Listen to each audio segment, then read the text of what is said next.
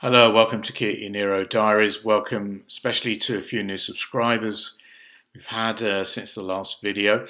Just wanted to thank everyone for wishing me well over the back problems I've had. I was in quite a bit of pain a few weeks back, but there's nothing like rest and some sort of gentle yoga exercises. And I mean gentle, I can't do the really bendy stuff.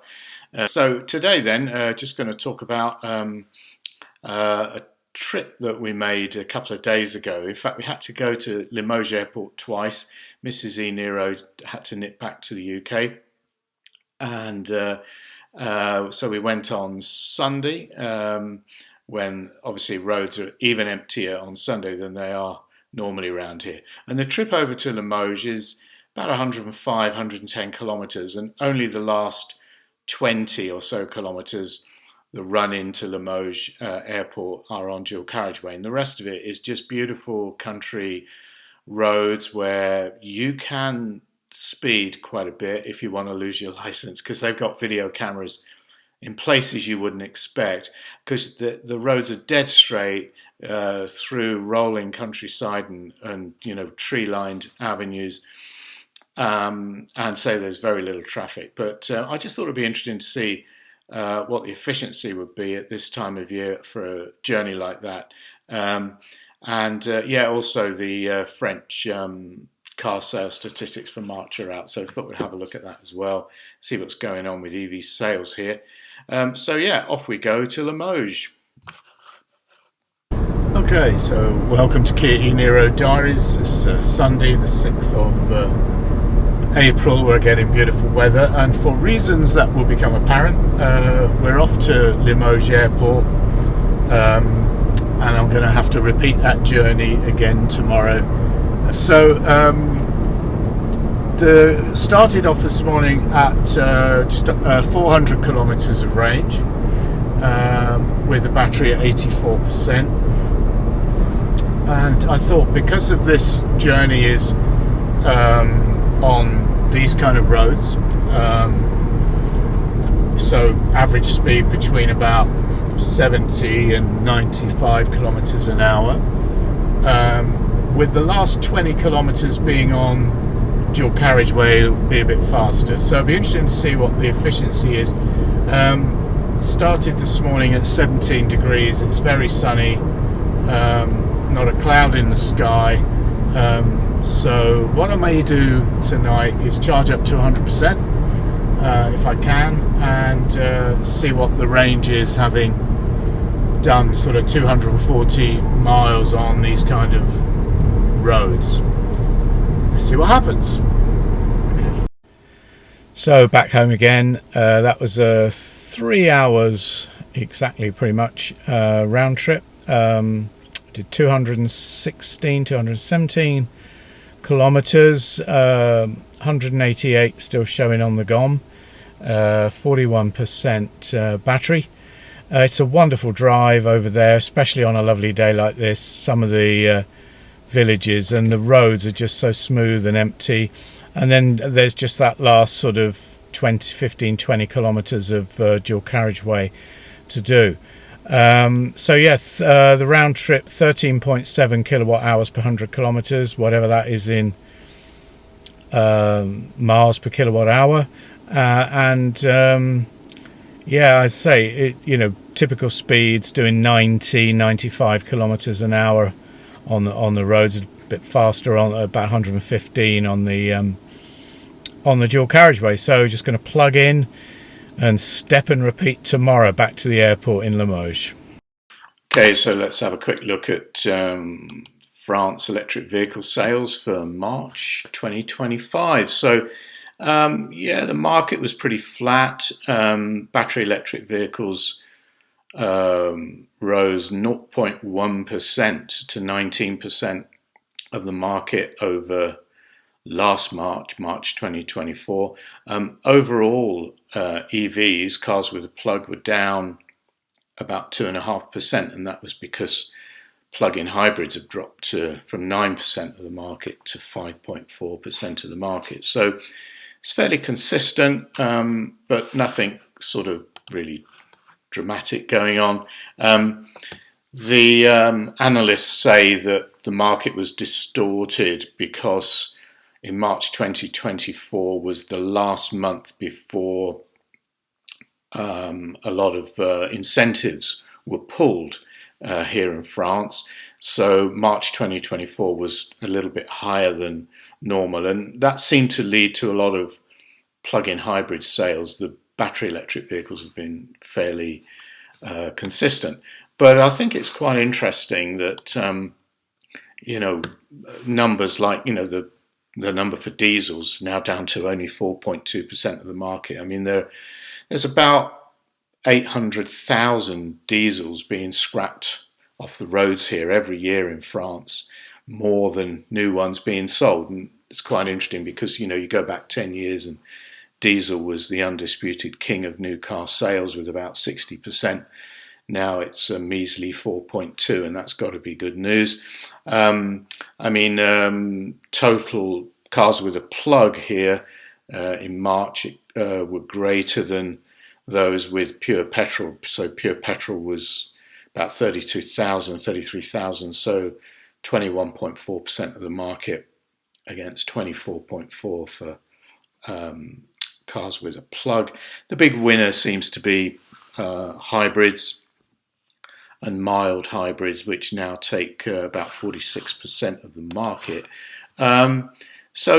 Interesting in France that, as in a lot of other European countries, Tesla sales have, I'm not going to say they've tanked, but they've certainly gone down there. The Musk effect is definitely playing a part.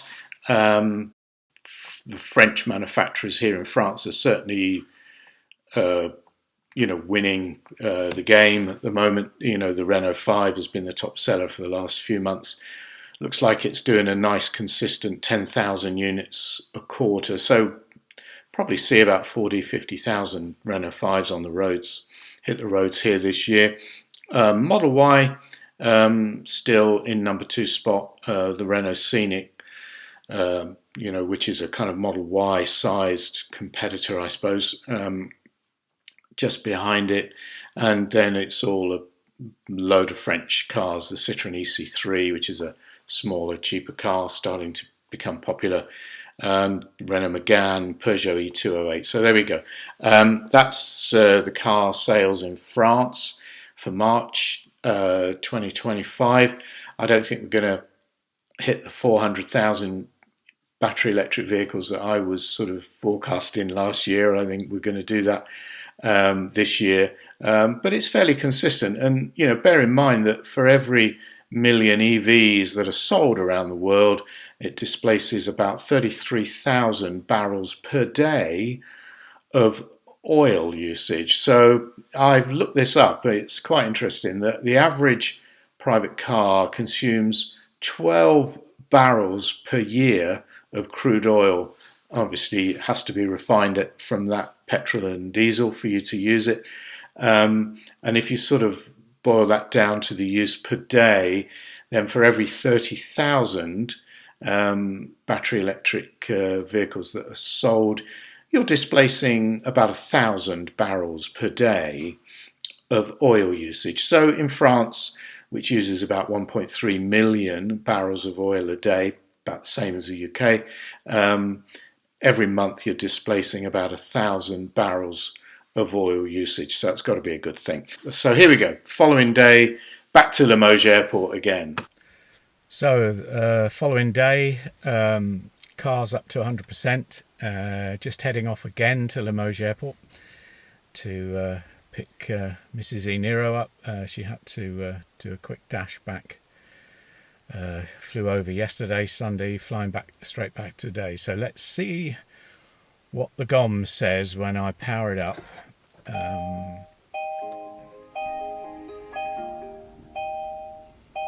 Okay, 474.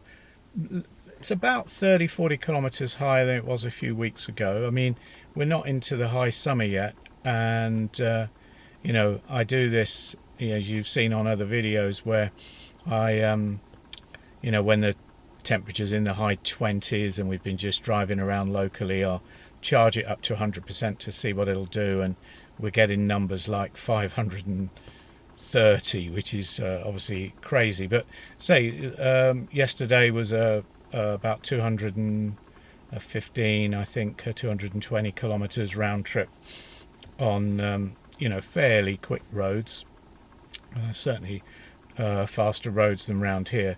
And we're going to repeat that today and see what we get.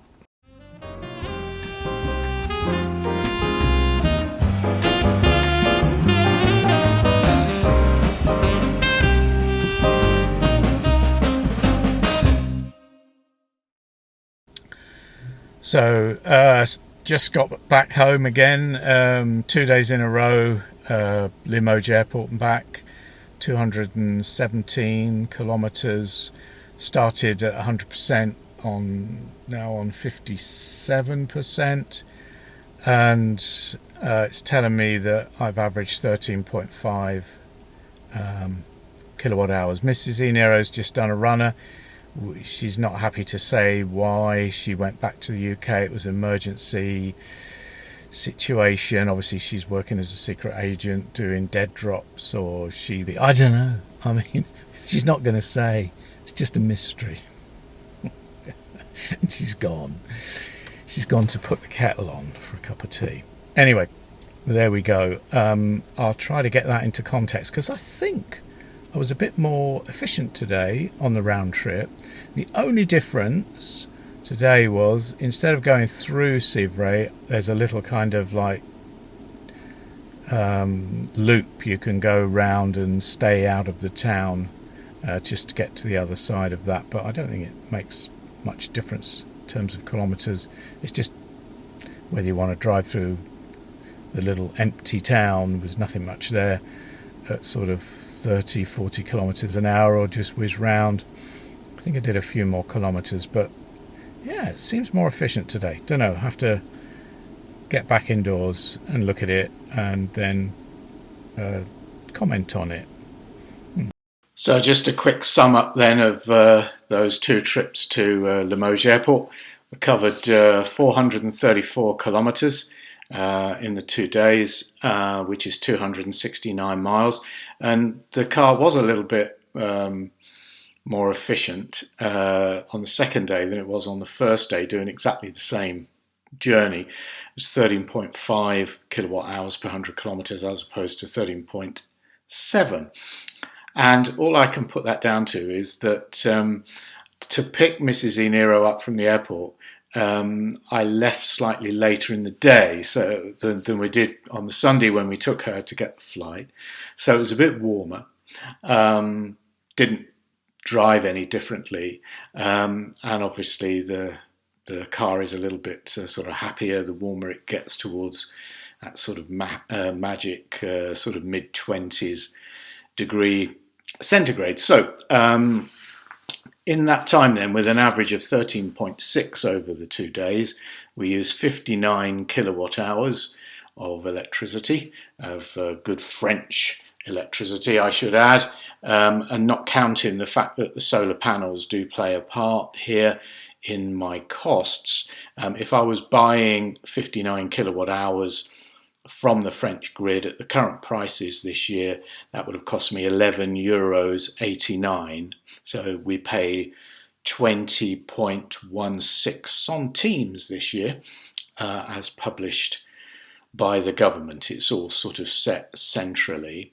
There's not much in the way of offers, and I don't sort of play around with off-peak tariffs or anything like that. I've looked into it, just isn't worth it here. Now, if I'd have had a super efficient piston car, you know, those things where the pistons go up and down and it burns fuel and it's all very kind of complicated and messy. Let's say I had a really efficient one and it did 55 miles to the British gallon, then I would have needed 22.3 litres of petrol to do that, and that would have cost me at current prices here, which are about €1.75 a litre, €39. So €39 in a fossil car, €11.89 in my Kia e-Niro. I'm not saying every electric vehicle will be quite the same as that, but I mean it's a very easy run to do. You know, it's lovely countryside. There's no motorway. You're not whizzing along at 115 kilometers an hour for most of it. You know, it's just a nice sort of steady drive. So the mystery then, Mrs. e-Niro, why did she have to go to the UK? She's not a secret agent. In fact, it's just that last week she went completely deaf. She's got one pretty poor ear. In fact, we're quite well matched because I don't hear much in my left ear and she doesn't hear much in her right ear. So when I'm driving here, she's on my right and we can have a conversation. When she's driving, yeah, don't really hear much of what's going on. But the problem for her was last week that her good ear had got blocked. And I don't know, France has a brilliant healthcare system, but try to get anything simple done, like microsuction surgery on your ear, and you're waiting months and months. Whereas, and also, it's a kind of it's a protected thing here in that, you know, you've got to go and see a proper doctor, an ear specialist, whereas it's in the UK, it's just a technician's job. So I said to her earlier in the week, I said, look up the, you know, in London to see if you can just fly in, get it done, and fly home again. And that's exactly what she did. And even on a Sunday, you can go and get your ear wax cleared out.